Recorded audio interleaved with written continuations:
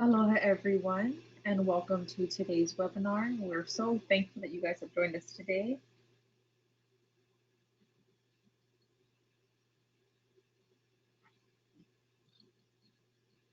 Let's get started for today's webinar.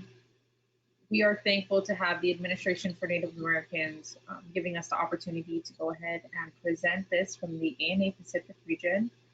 Their mission at ANA really is to promote self-sufficiency for Native Americans and Pacific Islanders by providing discretionary grant funding for community-based projects and training and technical assistance to eligible tribes and Native organizations. And their vision is to see that all Native communities are thriving.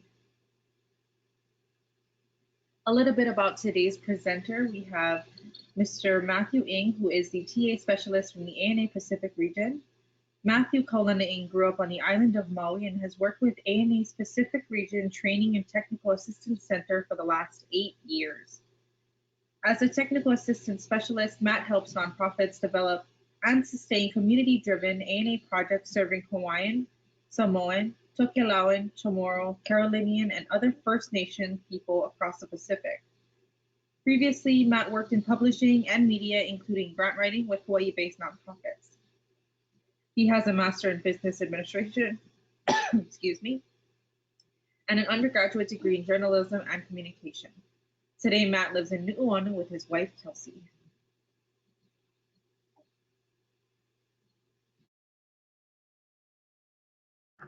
Hey, thank you, Shisa, and welcome everyone to today's webinar. So if you're interested in applying for one of ANA's funding opportunities in 2020, then you're in the right place.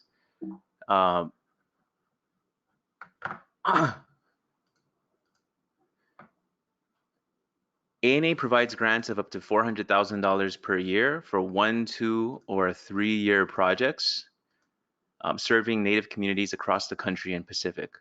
Last year, ANA made more than $16 million in grants to 58 Native community-based projects.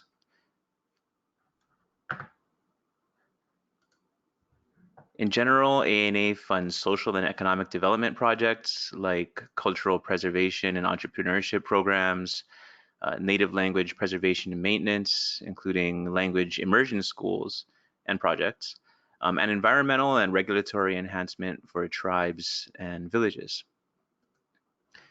For details about priority areas and funding availability, you'll have to consult the funding opportunity announcements for the grant you're interested in applying for.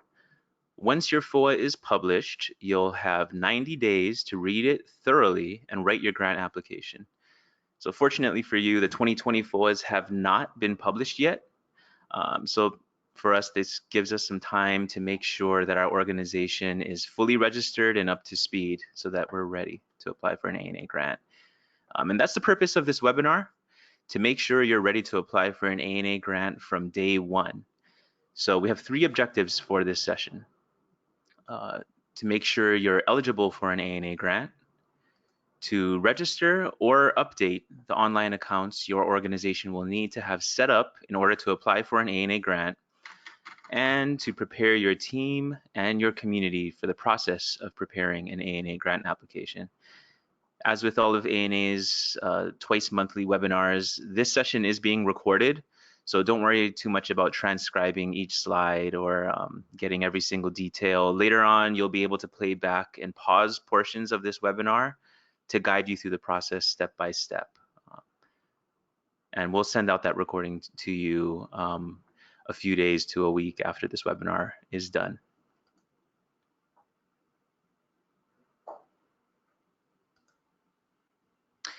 So chances are you already have an idea for an awesome project to serve your Native American, Alaska Native, or Pacific Islander community. But it's really important to remember that ANA funds community-based projects. So ANA believes that the best projects are those that put Native community members in the driver's seat.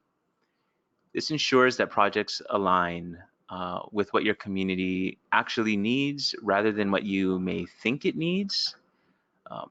Rallying your community for a get-together can sometimes take weeks, so we recommend starting early in engaging your community. And there are a few ways you might go about doing that. Holding large community meetings and town halls can be a very direct form of engagement. But getting good attendance requires getting the word out early, right? And having food available doesn't hurt. Have participants check in on a sign-in sheet.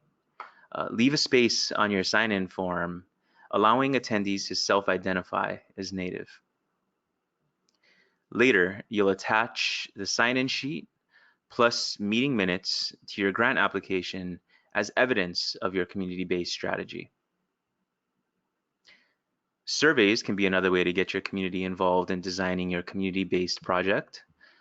Free online tools like SurveyMonkey and Google Forms make it really easy to create effective and engaging online questionnaires. When creating your questionnaire, there are a few things to keep in mind, right? So we want to avoid leading questions, right? Instead of trying to get your community to agree with what you want, seek real insights that can form the foundation of your project. Right? We're not trying to pitch them or get them to agree with what we want. We're trying to find out what the community actually needs. Avoid yes or no questions. So instead, use Likert scales, like a 1 through 5 ranking, multiple choice questions, and open-ended answers to capture more meaningful insights. And then, find those people with more to say.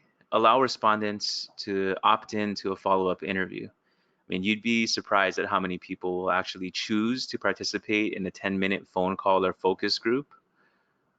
But it can be very useful in fine-tuning your approach. For tips and pointers for creating a strong questionnaire, we recommend checking out the ANA Outreach and Social Media Toolkit, which is available in the ANA Resource Library. Small groups can often be more manageable than one large town hall, allowing more active participation and deeper insights. Just make sure that the people at the table are representative of the different key stakeholders in your community, not just directors and administrators. You can attach notes, transcripts, minutes, even photos of poster sheets as evidence of community planning in your final grant application. And don't forget to jot down all the meaningful thoughts and unique perspectives you overhear during conversations. Later, you can use those direct quotes to really bring your grant narrative to life. ANA's Project Planning and Development Manual includes details and helpful tips on how to conduct meetings, surveys, and focus groups, plus lots more on how to develop a strong community-based project. And you can find that in the ANA Resource Library on the ANA website. It's important to start early because this process can take some time. A good ANA project addresses current community conditions, right? Those barriers preventing a community from being able to make progress on its long-range community goals. So ANA believes in supporting Native self-determination by allowing communities to define what long-term success looks like for their own tribe, village, or community. So now's the time to dig up any documents that might spell out your community's vision for the future, including long-range development plans, economic development goals, community plans, strategic plans, and past feasibility studies or any other long-term plans you may have on file. Really familiarize yourself with these docs and think about how an ANA project might make a difference long-term in, taking steps toward achieving those long-term goals.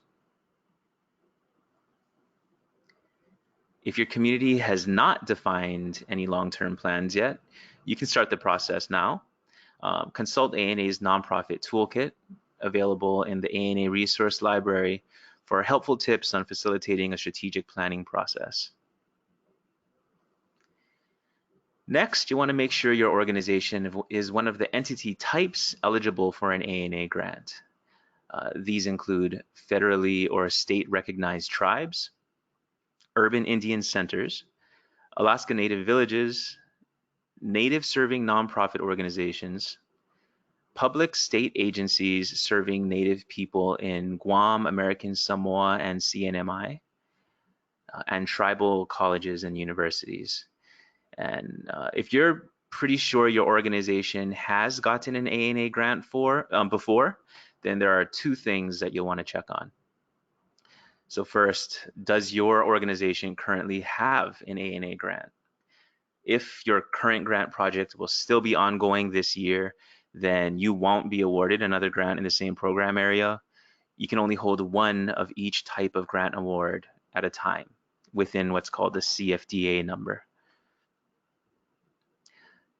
Has your organization received 2 awards in a row under the same ANA program? So if you choose to apply for a 3rd time in a row under the same CFDA number or the same program, know that ANA may give your application a lower priority, and that's to give more applicants a chance at funding. You are able to apply for a different program though. So for more on these and other potential disqualification factors, just be sure to consult your FOA once they're published. No matter what, it's important that the applicant organization has a real and meaningful relationship with the community the project will serve. This means that at least half of your board of directors must be, of Native origin or have a meaningful cultural relationship with your community. Note that ANA does not fund fiscal sponsors. So before you get real deep into this process, ask yourself, why us? Does my organization have proven expertise doing the kind of work our community needs? Do we have the capacity to do what needs to be done over the course of a 3-year project? And are we the right one for the job, right? If you'll need to be working with others to fill in the gaps, be sure to start reaching out to potential partners and collecting signed letters of commitment ASAP.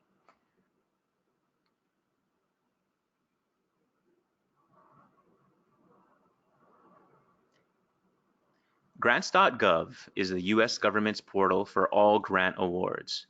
Your ANA grant application will need to be submitted online via grants.gov unless you receive an exemption waiver from ANA.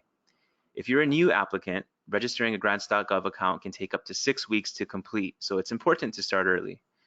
Thankfully, the grants.gov website has an excellent 3-step guide to registering your organization, which you can find on their website. So first, you'll need to register a unique 9-digit DUNS number, and this could take a couple days.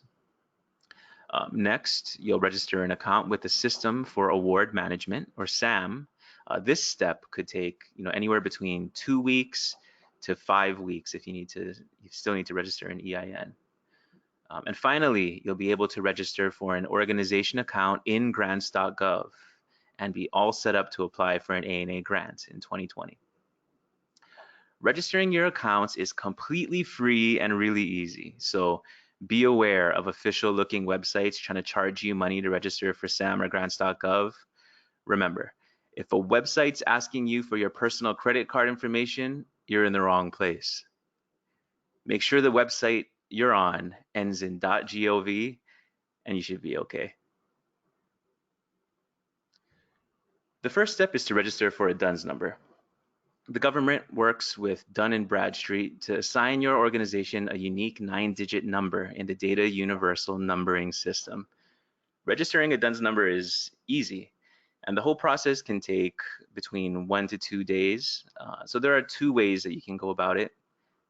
You can call Dun & Bradstreet toll-free at 1-866-705-5711 and register by phone, especially if you're in a pinch. But registering online will give you a little more time to think about your answers. Simply go to fedgov.dnb.com and follow the step-by-step on-screen instructions. Whichever method you choose, you'll need updated information for your organization. Make sure you have your TIN, your taxpayer identification number, handy. And if you think you've done all this before, you can check to see if your organization already has an account by searching the company lookup on the DUNS website. You'll be able to retrieve your existing DUNS number or modify any outdated information that you see there before moving on to the next step. Once you're assigned your 9-digit DUNS number, you'll be ready to register a SAM account. The System for Awards Management, available at www.sam.gov, is an online database of every entity registered to do business with the US government. Before registering a new SAM account, check to see that you're not already registered by clicking Search Records for your organization by name. If your account exists but does not show up in the initial search, check to see if the account is inactive. Right? If it is, log in and update the account. You'll need to be, have active status in order to move forward.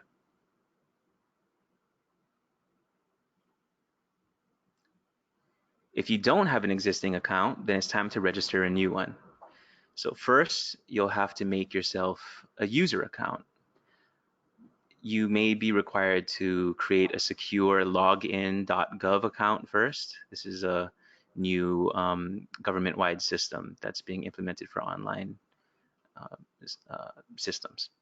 Then you'll be able to register your organization.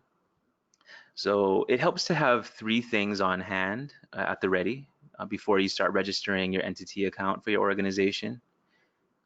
You'll need your DUNS number, as well as the legal business name and physical address you used when you registered with DUNS.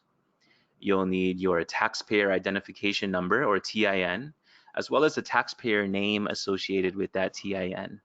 So the TIN is identical to your EIN, or employer identification number.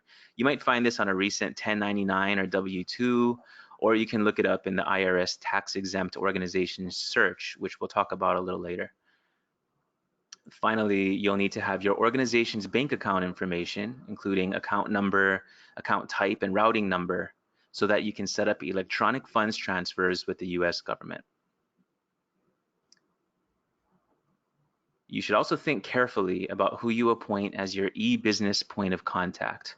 Whoever you appoint as your e-biz POC in SAM will end up with top-level oversight of your Grants.gov account. Also be sure to make note of your MPIN. You might need that to log in to Grants.gov later. To complete your SAM registration, you'll need to mail a notarized letter to SAM authorizing an entity administrator. Thankfully, the Federal Service Desk at fsd.gov provides a convenient template letter that you can use. Simply download and complete the template form, print the letter on organizational letterhead, and sign it in the presence of a registered notary public. Finally, take the notarized letter and mail it to the Federal Service Desk at their address in London, Kentucky. This letter must be sent within 60 days of your SAM account activation. Approval should take about 12 to 15 days, and you can add another 24 hours to that for that information to be processed and recognized in Grants.gov. Once your SAM account is approved, whoever you designated as your eBiz point of contact will need to renew your SAM account annually. If you already have a SAM account but haven't logged in for a while, make sure you log in and renew. Because if you haven't logged in for a year or 2, you might still have to submit that notarized letter, which can take a few weeks to process. Finally, when your SAM account is approved, you'll be ready to register for your Grants.gov account, which is what you'll need to apply for an ANA grant. The team at Grants.gov makes it easy for you to register with helpful videos and guides. First, you'll need to register a new organizational applicant account, which requires that DUNS number you got earlier. This should be done by whomever will represent your board of directors as the appointed authorized organizational representative, or AOR.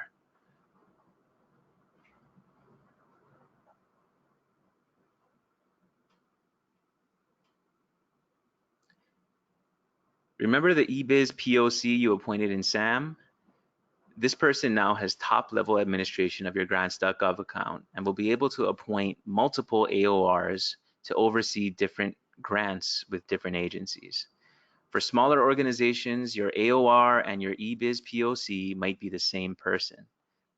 Later, when you apply for an ANA grant, You'll need to designate an AOR to sign and certify documents on your board's behalf for all matters related to the ANA grant. For ANA's purposes, your AOR is usually a board chair, a board member, a tribal administrator, or some other authorized official. But it's important to remember that your AOR cannot be the same person you have in mind to be your ANA project director.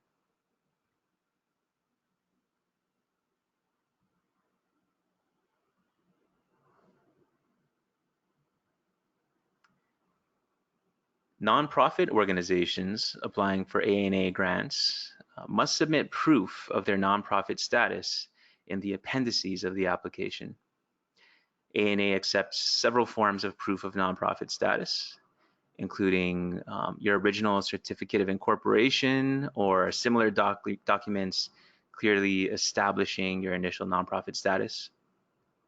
A reference to your organization's listing in the IRS's most recent list of tax-exempt organizations, or a statement from a state-level agency or official saying that your organization is a nonprofit and that no net earnings accrue to private shareholders or individuals, right? So state-level certification is okay at the time of application as well.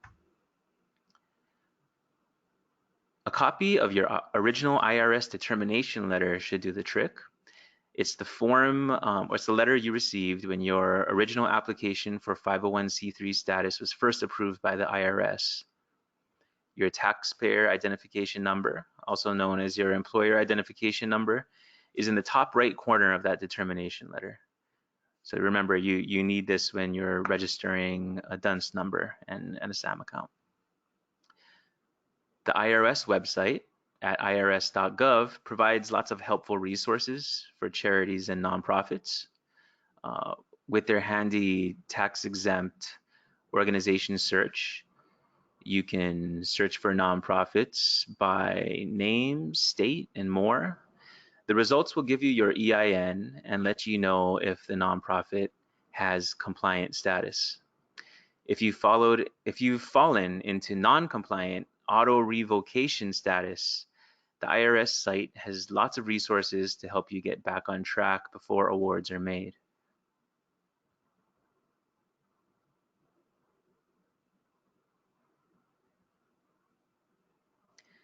ANA requires specific governing body documentation from each grant applicant. Whether you're a big tribe or a small nonprofit, you'll need to pass a board resolution according to your organization's bylaws. Since getting on the agenda or even establishing quorums can be a challenge for some of us, even in the off season, it's important to get the ANA grant application on your board's radar early. You'll also need to document how your board is representative of the community your project will serve.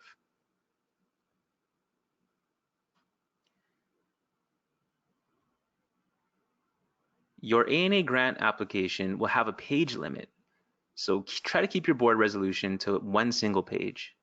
A good board reso should commit to supporting the project through the entire project period, authorize someone to sign documents and negotiate on behalf of your tribe or organization,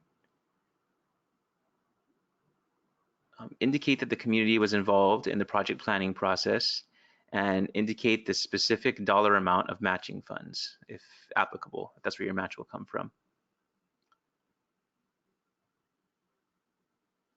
ANA also requires that a majority of your board of directors is representative of whatever eligible Native community they serve. So these can be tribal members, Native people, or individuals who your community claims as having a significant cultural relationship to the community. To ensure that each board member is accounted for, we recommend documenting this information in table form, with their name in one column and their community affiliation in another. Like the board resolution, put this document on org letterhead and keep it to a single page so that it doesn't affect your final grant application page limit.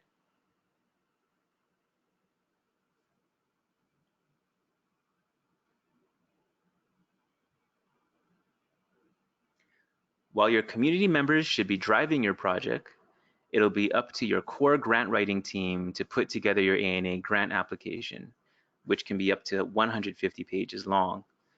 Typically, a good grant writing team is comprised of at least 3 individuals.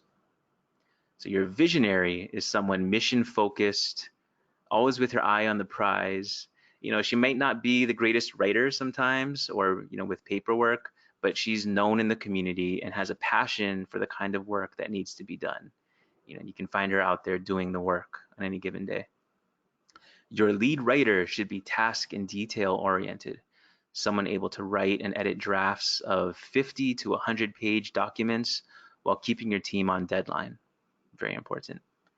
You'll also need a finance whiz, a master with numbers and budgets.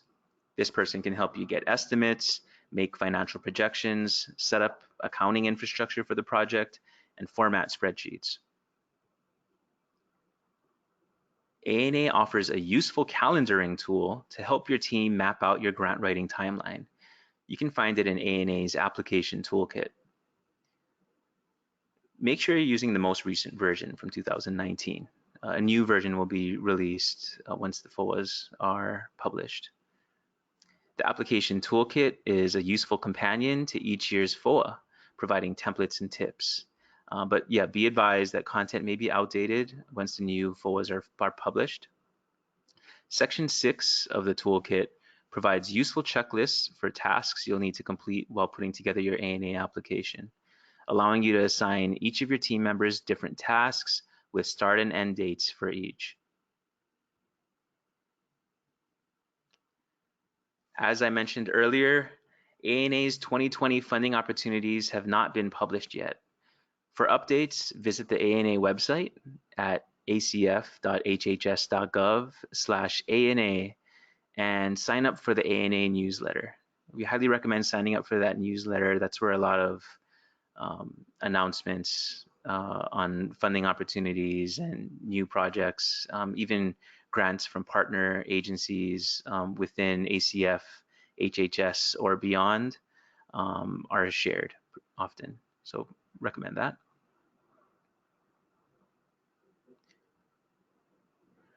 Other helpful resources that we mentioned during this webinar include the ANA Outreach and Social Media Toolkit, the ANA Nonprofit Toolkit, the ANA Project Planning and Development Training Manual, and the most recent version of the ANA Application Toolkit. And you can find these and more useful resources in the ANA Resource Library, again, available on the ANA website. So at this time, we are open for questions, but I'll leave that up to Shisa to explain how we'll take questions today and after this session. Shisa? Thank you so much, Matt. Yes, if you folks have questions after today's webinar, we will be sending out a survey shortly after the webinar is finished. It'll pop up in your window. It'll give you an opportunity to ask any questions. We just need you to label which region you're in. So we have 4 regional TTA centers: the ANA Pacific region, the Alaska region, the Eastern region, and the Western region. And I will go ahead and leave their contacts on the last screen of this presentation so you folks can take a look at it. But first we want to talk about the ANA pre-application training, which is the training that's actually coming up in a couple months. So the point of the ANA pre-application training is really to familiarize yourself with the 2020 FOAs. And you'll learn how applications are scored, and you will definitely pick up valuable resources that you can get from going to the training in person. And you'll be able to connect with TTA, which is a free service that all of our regional offices offer. So once again, if you have questions, go ahead and answer or ask them in the survey portion that you will be receiving shortly after this webinar is finished. We have the contacts for all 4 regions listed right here on the screen. And we will also be responding to your emails with your regional contact numbers and websites. You will also be getting another email tomorrow with that same survey if you don't have any questions right now, but you think of some after. So no worries, we are still available and you can respond to that email at any time. We just wanted to thank you guys again for joining us as we try our best to get you ready for this year's ANA application season. Please take note of your regional TTA center and give them a call or an email if you have any questions, or you can respond back to our survey after this is complete.